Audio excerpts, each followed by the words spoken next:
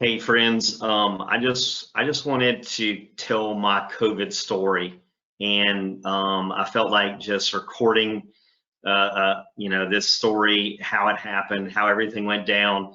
I think that will help you be better prepared in case someone that you love gets COVID. And I went through the whole process, so I want to share the information that I have, and my hope is that it saves lives because I could have died through this thing, and you can too. And if you don't handle it right, if you don't manage it right, then you're either going to die or you're going to get very, very sick. And so I'm going to tell you my story, and this is only my opinion.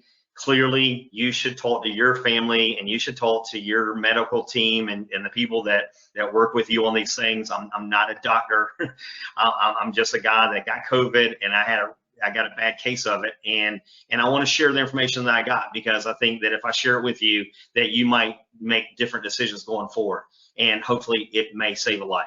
So the story basically goes that on October 13th, I was in South Carolina, went up there to see my daughter Ashley and her husband with Jackson, and we went up there for a football game weekend. Really had a good time. On the way back, my wife calls me up about halfway home and says that she has COVID. She's like, I got bad news, and I'm like, what is it? She's like, I think I got COVID. She had gone to a Bible study on Thursday night with someone, and they thought that they had gotten it from their son. And so by the time we got to Sunday, my wife was starting to feel the symptoms of it, and so she's like, "You need to turn around." And I was like, "I'm not turning around. I'm going to come there and take care of you. I got to do that." So we continued to drive. By the time I got down to Jacksonville, Florida, I hadn't slept a whole lot that whole weekend just because I don't sleep well going out of town and all that. So my immune system was already down a little bit. The second I got in town, the second I saw her, within a very short period of time, I wasn't feeling good. I felt it. So I went through 1 week of basically flu-like symptoms, but I continued doing all my counseling and everything. I didn't miss any appointments. I had a big week. So I just continued to do it. I was fighting that thing with a lot of vitamins, but I called up my doctor. He said he got me on a Z-Pack. I took that, and then as we went into the weekend, it just ramped up. And my wife kind of had a rebound, so she got it, I had it, and my son had it. Now, when we took the test, there was just a real small squiggly line on there, so it wasn't anything defined or anything like that. So my son actually had the biggest line on there, and he had the least amount of symptoms. It was really just like a cold for him. It didn't affect him at all. He's 18 years old. It barely affected him at all. My wife took, she has the ability to sleep it off. So she slept for like 5 days, and I think that really helped her. I'm not really a sleeper, and I wasn't doing that. I couldn't do it if I really wanted to. So anyway, going into the weekend, it kind of ramped up. Started getting fevers of around 103, so I was having chills. I started coughing uncontrollably, so it started getting in my lungs. And then also the biggest thing was sleep deprivation.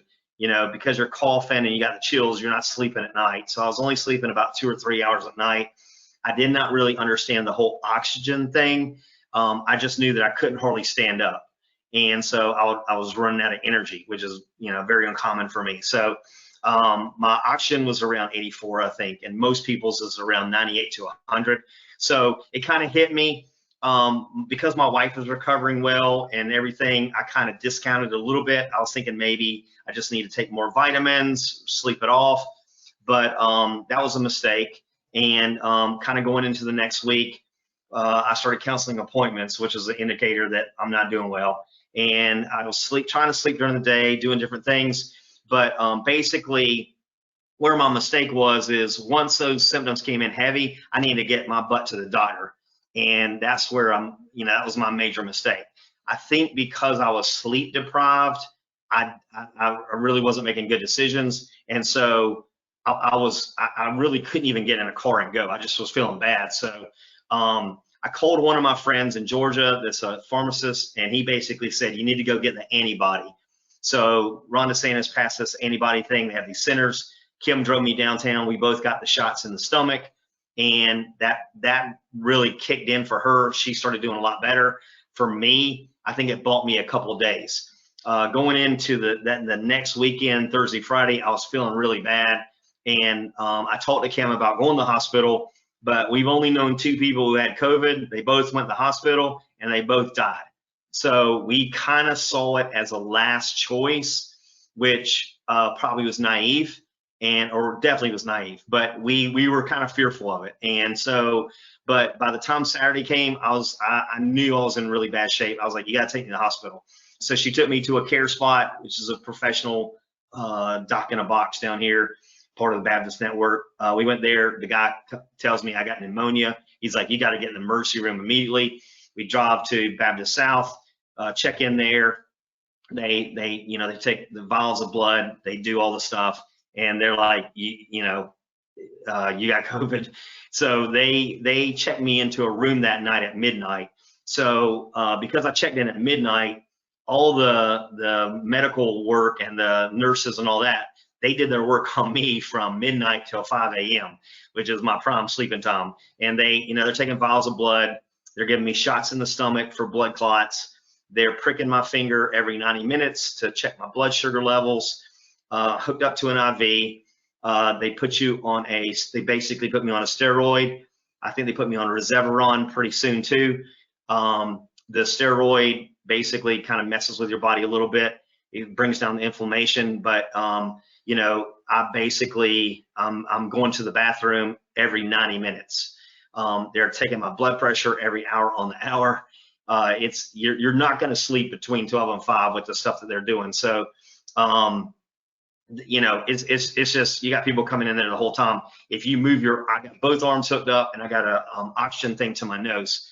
And if you move at all, it sets off the alarm. So while I was in the hospital for 5 days, I only slept 2 hours per night. So I knew once I went in there, this was kind of like Navy SEAL training. I was just like, listen, I got to do what I got to do.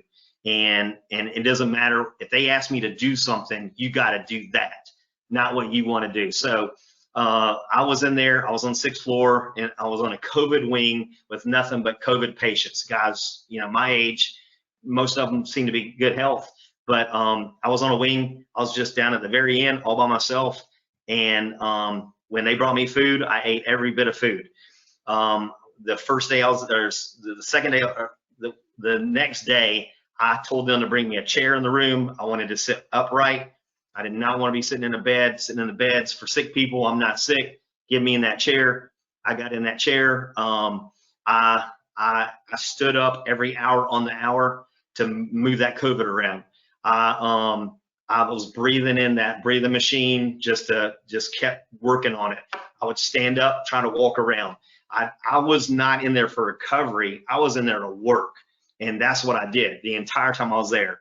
So I was doing things, just going 6 feet to the bathroom, trying to go in there to brush my teeth and shave and stuff like that was a major effort. Just trying to walk in there, I broke into uncontrollable coughing. And I had one instance where I was in there for about 15 minutes. I had to call the nurse to come in there and help me.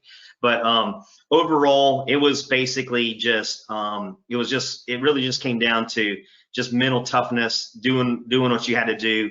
No negative thoughts, no thoughts of death. Stay positive, be happy for what you got. It does make you think about a lot of things, including your spouse and your kids and your clients and your friends, and you process all that stuff. And I told God, I was like, I'm not ready to go yet, and you can't take me out. You can't take me out yet. I'm not ready to go. And I never felt like I was going to die in there. I didn't really get that information until after I left. But I did know that the nurses that were working with me were all very traumatized.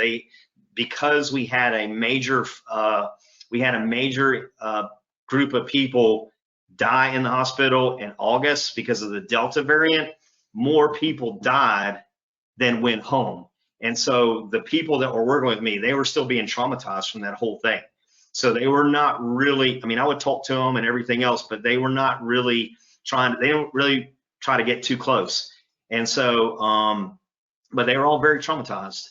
And so they're sticking me, putting needles up my arm. I mean, they're doing all kinds of stuff, and it's just like, holy crap. But anyway, I was in there for 5 days. The doctors will come in at 11. I had people from infectious diseases, virologists.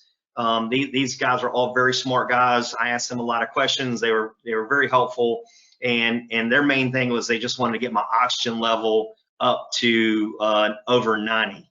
So when I came in there, I was at 84. But when they wanted to get me over 90, once I got home at over 90, they sent me home. I'm at like 96 right now, so I'm still getting there. I still got a little bit of fire in the lungs. I'm still working on that. I'm taking a lot of vitamins, and so here's the summary of it. Okay, on my hall, there were guys that were vaccinated and there were guys that were unvaccinated. Okay, so for you people that think you're vaccinated and you don't have to worry about anything, you are greatly mistaken.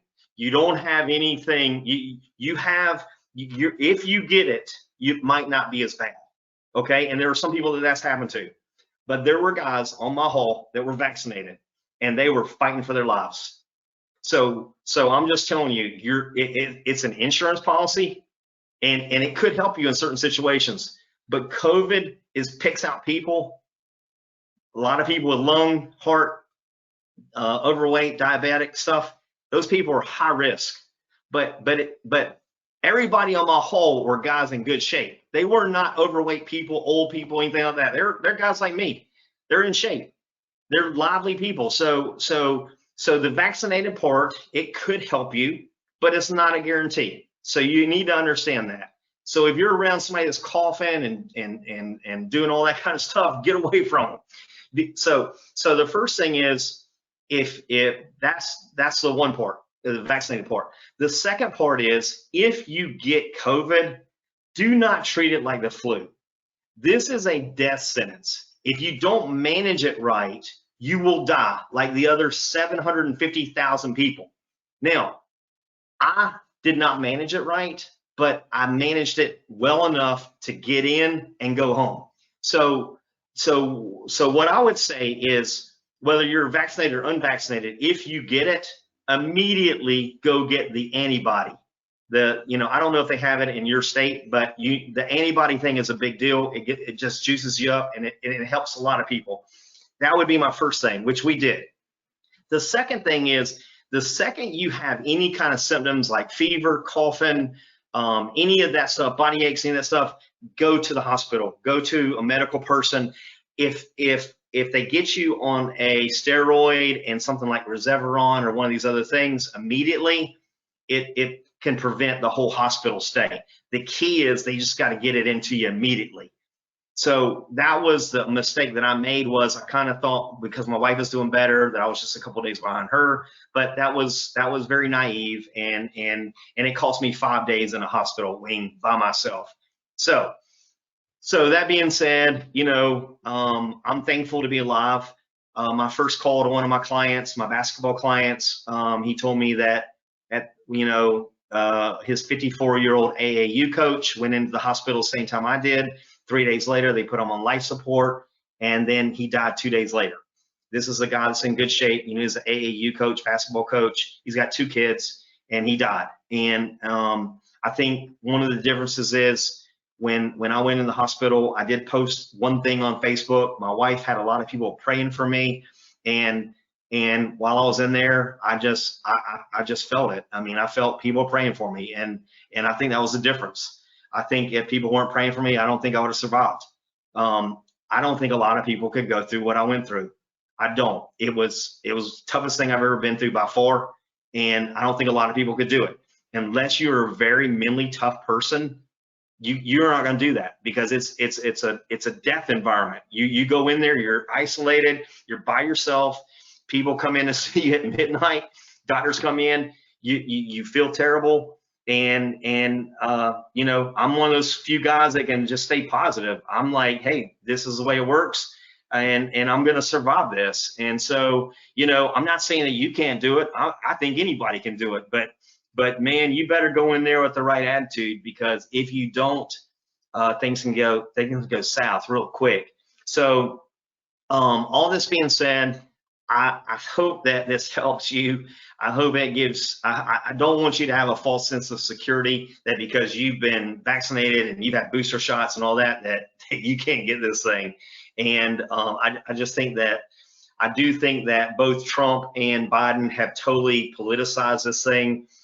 Fauci has had 2 years to give us information, and these guys, the information that they have given is really worthless. It doesn't prepare people for what's there, and I just think that it's unfortunate because this is not that complicated. You know, what I'm telling you is, if you're vaccinated, you know, that's your choice, and that's a personal choice. If you're not vaccinated, get your butt in the hospital quick.